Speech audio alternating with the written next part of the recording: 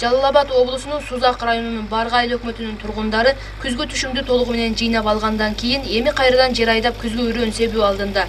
Көп жылдардан бери жер иштетүүдө дыйкандар техникалык жактан түйшүк тартып келишкен. Эми мынтип Өнүгүү партиясынын жерлерди ачкан машина трактордук станцияларынан алып келинген тракторлор карапайым калктын жеңилин жерден орун колдон алууда. Комбайн менен будай ордурдук. Частный эмелери караганда 20-25% арзан оруп жыйнап берди будайыбызды. Анан ушул эми Өнүгүү партиясынын эле ушу жакшы партиялардан болсун, ушу элге жардам берип атат. Өнүгүүгө бардыгы эле рахмат айтып атат. Өнүгүү келиптир десе, азыр бардыгы биздикилер жүгүрүп келди. Мен иштелем, азыр жүгүрүп келдим. Рахмат ушу партияга, ушу тракторлорду алып келиптир. Жерлерди айдап берип атат. Будайларыбызды престе берип атат, самандарды арзан баада. Советтер Союзу кулагандан кийин дээрлик бардык жерлер жеке менчикке өтүп кеткен. Бирок жер иштетүүдө көптөгөн чыгым кетип, дыйкандардын мээнети акталбай калгандыктан көпчүлүк жерлер иштетүүдөн чыккан. Ошол себептүү мындан 1 жыл мурун Өнүгүү партиясынын көмөгү астында аймактарда кооперативдер түзүлүп, чөп басып жаткан жерлер айдалып эгин эгилген. Кезектеги Сузак районунун Орто Азия айылынын тургундарынын айтымында, бул ишти практика жүзүндө көргөн карапайым калк Өнүгүү партиясы түзгөн кооперативге кирүүдө. Анткени жер айдап үрөөн себүүдөн тарта кайра аны оруп жыйнап берген партиянын кызматкерлери түшкөн пайданы да тең жарымынан бөлүп беришет.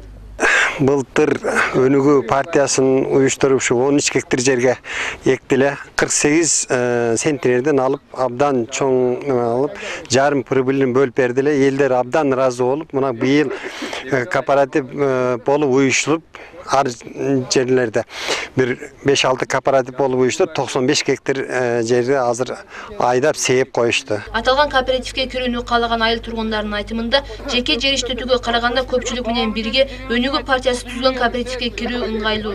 Ушул жерде бир 25 гектардай жерди бөлүп алып, Өнүгүүгө бардыгы согласиясы менен кирип, мына будай эгип даяр кылып койдук. Өнүгүү партиясынын ушу элге кылган кызматы, элге жардамы бардыгы эл жагынан жактырылып, колдоого татыктуу болуп атат. Өз алдынча иштейбиз деп жерлерди айдата албай калды. Камыш басып 10 сотук, 20 сотук жерин зорго эптеп калышты, макегип, сакегип. Булар келип азыр Өнүгүү партиясы ушу бардыгын айдап, ошого будай эгип, ошо будайды өздөрү сатып алып, саманын бекер берип, эл ошого көндү.